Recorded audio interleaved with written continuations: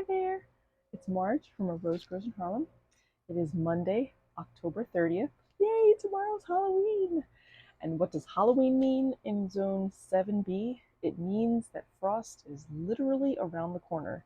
We received some news this week that we're going to go down to the 30s, and it turns out I have quite a few plants that need to be protected from this cold weather. So what I wanted to do was create a whole plant list of every plant that I have in the front yard, in the side yard, in front of the windows, and in the back to know what I have to bring into my greenhouse and what I don't. Now, most of my trees are okay for outside. It's only some of the new ones and the annuals that I'm trying to save.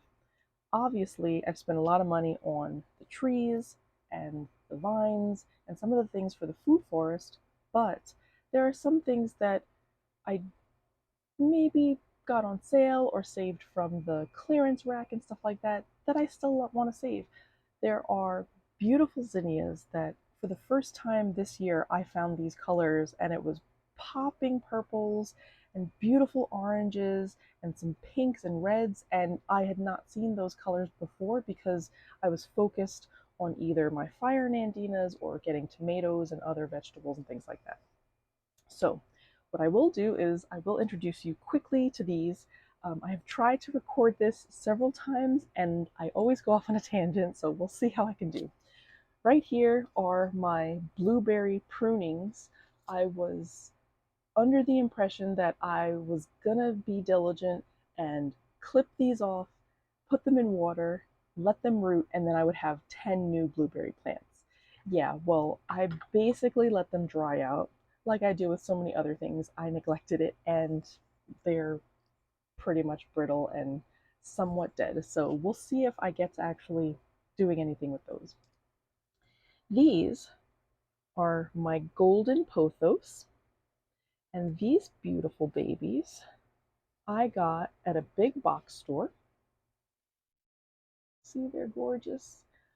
In my videos from over 10 years ago, you'll see that I had pothos all over my house in Manhattan, and I love them. I would, plant the little nubs into the dirt, and then more would pop up, and I can make a new plant. And I had quite a few of those.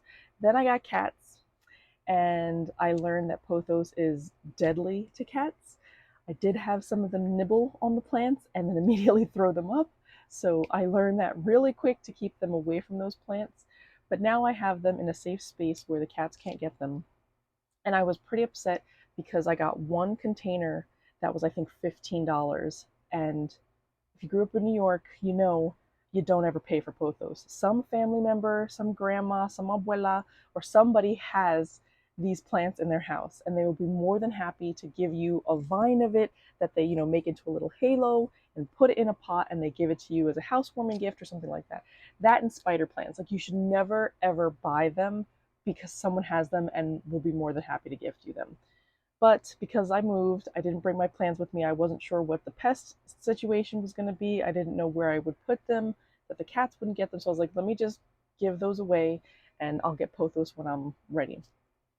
5 years later, turns out I had to buy pothos, unfortunately. So that was $15. But I learned that when I pulled all the plants apart, there were probably 10 to 13 plants in there that they just stuffed into one container. So I got multiple cuttings like I always do, and I'm very happy. That $15 was well worth it. But that's my pothos, and they're actually getting new babies, so they are happy and they're doing well. These back here, I did a video on these a long time ago. These are my avocado seeds. I had 4 total. 2 of them sprouted. Oh, that's a little too close to the light. 2 of them sprouted. One of them actually has a double sprout. Let me bring this over. So they're very healthy. And yes, my preferred method of doing avocados, just put them in the dirt. I don't like to be bothered. I have not had a lot of success transitioning the water roots, when you put toothpicks in and you let it go, when the roots come out and everything. I have almost always killed my avocados because I don't transition them slowly enough because I'm impatient. I don't want to have to deal with that. And I will go to great lengths to do all types of things for plants and for my cats and everything. For some reason, avocados, I just had no patience with it. So I just throw them in the ground. I wait about a month. I think these two took 2 months. And this one actually came up first. And then this one came up. So yeah, it takes a little longer and it's kind of like a set it and forget it. And since that's what I do anyway, they did very well. So I'm happy. I'm probably going to keep these down here. I don't know if I'll bring them outside. I'll see what happens if I keep them in the tent. I also was considering getting one of those Vivo sun tents that have this metallic looking inside so that it reflects all of the light.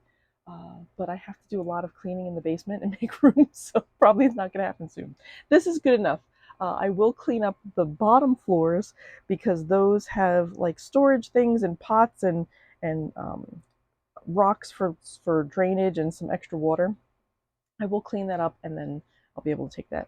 Um, this is I think this is a Thanksgiving cactus. There's the Christmas cactus and there's a Thanksgiving cactus, and it's supposed to be whenever it blooms is the type of cactus. It might even be an Easter cactus because I think I get flowers in the spring. I don't remember, and I've not actually tracked it. For 2024, I might track that to see which kind of cactus this is. This, I've not been very good to this plant. I have neglected this plant and I want to bring it upstairs, but because in this way I can see it and do stuff with it and not have to come downstairs and say, "Oh, my poor baby, I forgot to water you." There are the remnants of the plants that I didn't, water. So I may bring this upstairs and put it with the pothos so that the cats can't get it and then see how it goes. I think the natural sunlight will do it good. But it's hung on for this long, and I know that I could take these off and make new plants. That's how I made some of these. But eventually they died back. This is the Calancho. I just watered everything, so everything's dripping wet. I finally put holes in the bottom so that it can drain. But this is the Calancho. These are the little pieces that I took off and they actually rooted. So that's interesting. And then I have these bigger Calancho cuttings. And that one's actually getting a baby in there. But these are doing their thing. And they are going through their transition. I'm going to try some of them outside because I heard that they're actually pretty cold tolerant, and their new growth gets really pretty. Like, look at this.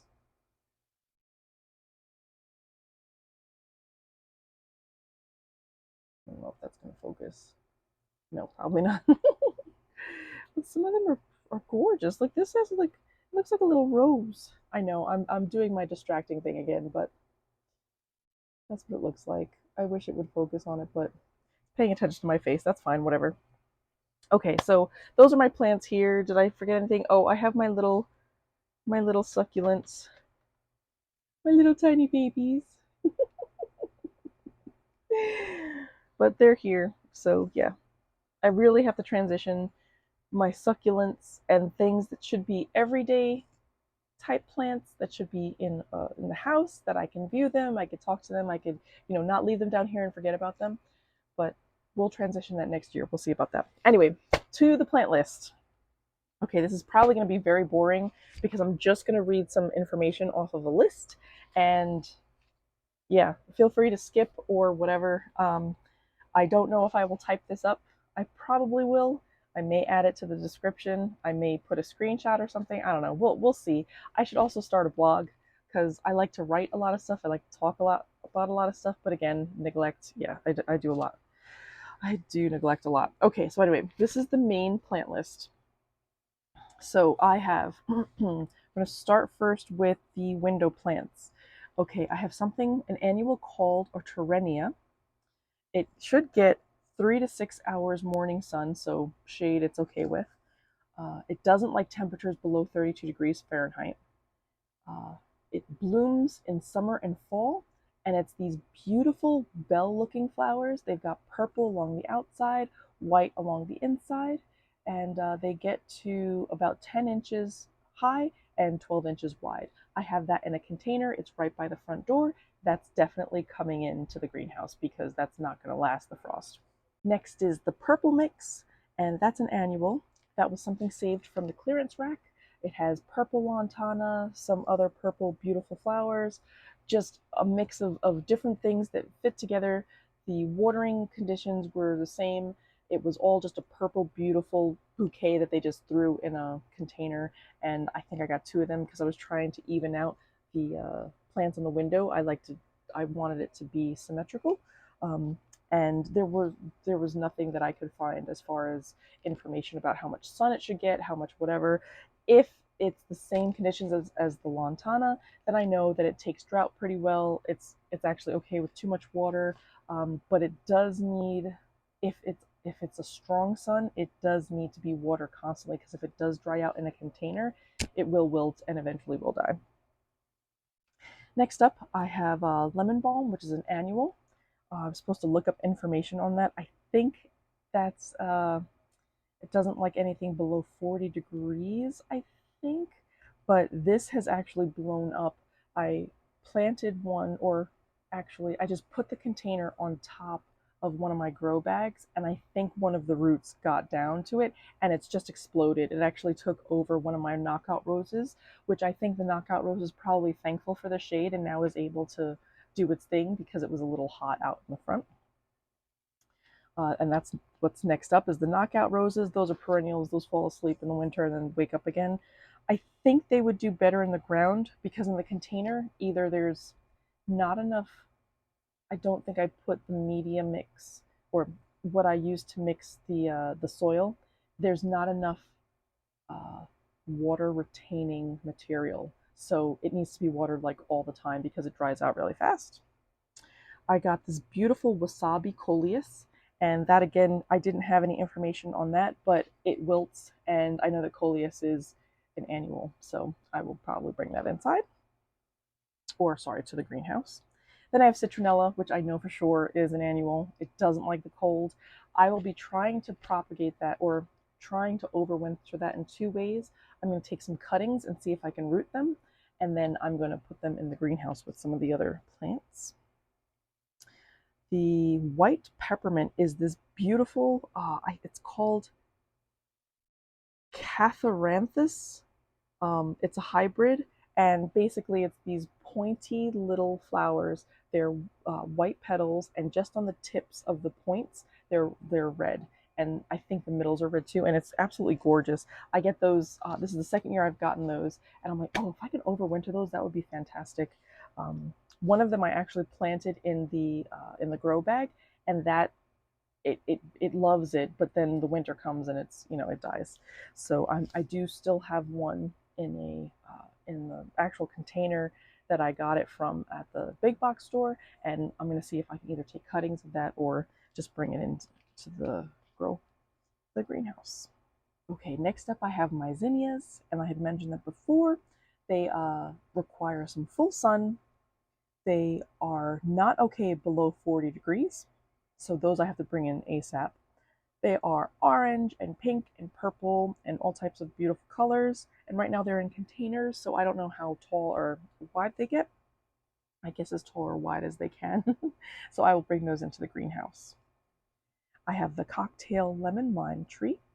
That requires full sun and is no good below 35 degrees, so it can't even get to freezing. That will definitely be a no-go, so I will bring that in. I might even bring that one inside. I was checking that plant the other day, and you'll see on my weekly progress update, I don't remember planting bulbs in with that cocktail tree.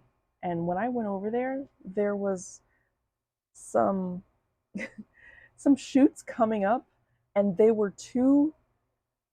It looked too much like a pattern to see that it's just random weeds. So when I show the update for this week, you'll see what I'm talking about. Let's see. Then I have my two bay leaf plants. Those will definitely come in. They're partial to full sun. And actually, these say that they are hardy from zone 8 to 10, so they can't handle anything below 10 degrees Fahrenheit. So they might survive outside if they were planted in the ground. But I'll probably bring them inside to the greenhouse.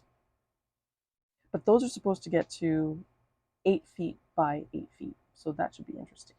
Then I have my two pineapple guava. They are supposed to get full sun. Those are listed as perennials. And I don't have a height, so those I think I will actually throw in the ground. But I'll have some more details on that in a later video. Next up, I have some pansies. Those are good in full or partial sun. They are blooming right now and they don't mind the cold. So I will probably just plant those in the backyard. And they're supposed to get to 8 inches high. Next up, salvia, which I think I might have killed. I put one in a hanging basket that I did not take the plug out of because I was going to go on vacation and I figured I'd let it, get the water from below. And yeah, I think it rained like crazy and it drowned it. So I'm going to see if there's anything to salvage, but salvia. But yeah, anyway, it is fine to negative 10 degrees Fahrenheit. So I think I'm okay to leave that outside. Let's see, next up I have the Heaven Sent Gardenia. The gardenias that I got from the Tree Family, the Tree Family Garden Center, I think it's called. I thought those were all meant for zone 8 and above, but apparently mine is good from 6B to 9, so I am okay to leave it outside. The Heaven Sent is good for full sun, partial shade, and it gets up to 3 feet high to 4 feet wide. I have some purslane. I know that we have that as weeds, but I wanted the ones with the beautiful flowers. That's good for good sun. They're not good below 32 degrees Fahrenheit, so I have to bring those inside. Those actually bloom spring, summer, and fall, and they're blooming right now actually. And those get from 6 inches to 24 inches, so that's good. That's in a container right now. I have my dahlias, which are beautiful, beautiful little flowers. I think they actually need a bigger container. I don't know how they got their dahlias to be so big in a small, compact space, but maybe I just didn't break up the roots enough so it can get down. Either that or maybe they all are heavy feeders and I just need to give them some more food. The dahlias require full sun. They say that they bloom in summer, but they're starting to bloom right now, and they get up to 12 inches high and up to 12 inches wide. I have my red hibiscus, which is good in full sun. I didn't have, because these were clearance saved plants, I didn't have any information about how cold it can get, but I do have a white hibiscus which said it's no good below 50 degrees. So I was like, oh, I might have to move those or figure out a way to make sure their roots are nice and warm. Then I have the Swan Queen Gardenia, which those love full sun, partial shade.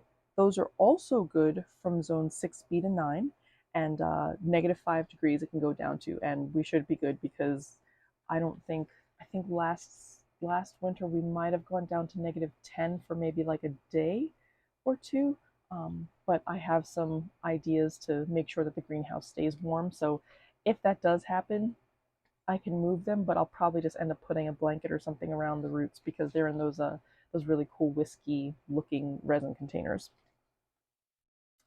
Okay, and then the last decorative plant that I have is the Shishigashira camellia, and that takes partial sun. That is actually okay from zones 1 to 6. I had no idea camellias were good for the winter. I was so worried because it's got this really dark green foliage, and they're little buds, but I find that they're just kind of like, I thought that they were turning into leaves, but I think it's saving up the energy in these buds so that it can bloom in the winter. And I just hope I'm not going to be gone when it blooms because the flowers look gorgeous. So that's the camellia. It's supposed to bloom in fall and winter, and that actually gets 6 feet high to 6 feet wide. So that should be interesting. I have it in a container right now, but we'll see if we get that in the ground. Okay, so those are all the decorative flowers and all of the pollinators and stuff like that. So next up we have the coneflower, and those are the beautiful yellow to orangey flowers that are on the side of the house. Those obviously require full sun or are okay in full sun. Those are perennials. They come back every year. They can go in, look like they die.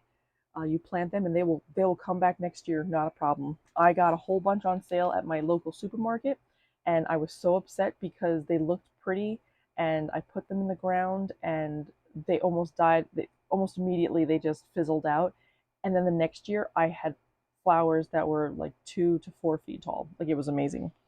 Coneflowers are awesome. They're also great pollinators, and if you get the red ones, those are sometimes called echinacea. Just check your labels. Always check your labels. So those are full sun. That's good from zone 4 to 9, so definitely good in 7B here. They claim that they're not okay below 30 degrees Fahrenheit. That's when the flowers will die, but the roots will be okay as long as the ground is warm. So in New York, it probably wouldn't be okay. They bloom in summer and autumn, and yes, they're very late bloomers. It would be nice to have them all year round, but I noticed that they only come in like late June, maybe even late July.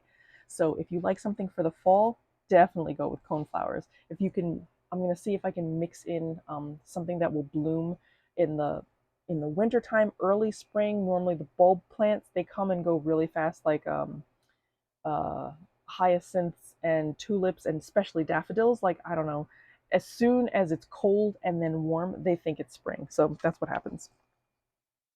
Um, the white hibiscus I already mentioned, they're not okay below 50, so those will be going into the greenhouse. Then I have a yellow rose, which roses should be perennial. Lemon balm I have to put in the greenhouse. Cherry trees are fine. Grapes are fine. Elderberry's fine. Serviceberry fine. Braybird is fine. Dogal crabapple is fine. Red delicious, I think that tree is dead, so I don't have to worry about that. I have one unnamed apple that also didn't seem to make it. A second unnamed apple that's okay, and we could leave that outside because they're apples. The pawpaw tree is okay. I thought it would thrive here, but it hasn't. It just, maybe I just need to pot it into its own individual container. And when I go through this week's uh, update, I'm going to spend some time at each grow bag to say the pros and cons, how the plant has reacted, and it's probably going to be another long video, but I want to give some kind of feedback to what's happened, how it's growing, how it's been, how it's been progressing throughout the season. The apricot is okay. The olives are doing great. Like, they're like, yeah, just leave us alone and we'll be fine. The store blackberry is okay. The pecan is okay. The butternut white walnut is good. The other walnut, I think that was the American black. Is that American black? Yeah, that's no good. The pears are good. The nectarine is good. The gala apple is good. Golden delicious is good. Transcendent apple is good. Macintosh is good. Arkansas black is good. Kiwi is good, but it's starting to go to sleep. Peaches are okay, and the blackberry bush that I got from Root is also doing well. So that is my plant list. Anything else that I have outside has been a rescue. So like white lantana, more lemon balm, some other things, and they are doing well in their pots. I also got some other pretty colored lantana because that's my favorite. I definitely want to use that as a border because it's a nice round shape. It gets really big, like it gets to be several feet tall, um, and that's pretty much exactly what I want because I want all the pollinators, and then I want a place for birds and other animals to have a space for the wintertime. I am also growing wild bird seed that I get from my local supermarket. the birds absolutely love it. It's just like a mix of probably some millet and sunflower seeds and stuff like that, but they go crazy. I normally get it for the squirrels if the squirrels leave the really expensive bird seed alone, but these little woodpeckers and what is it, the North Carolina chickadees or something like that. I don't know. They love it. They come to the squirrels' place and eat their stuff. Um, yeah, so that is my plant list. Um, I'm gonna have some videos coming up this week. I actually took the week off for Halloween, but I'm using it for gardening and getting everything ready. And I have a possible new solution for the slope in my backyard, and I'm gonna have a whole new series just on that. I'm gonna continue with the creating a food forest. That number will continue to increase and go up with every episode. But I do want to take an aside and show what I am planning for the new slope. So thank you for watching, and I hope everyone's having a great Halloween. Bye.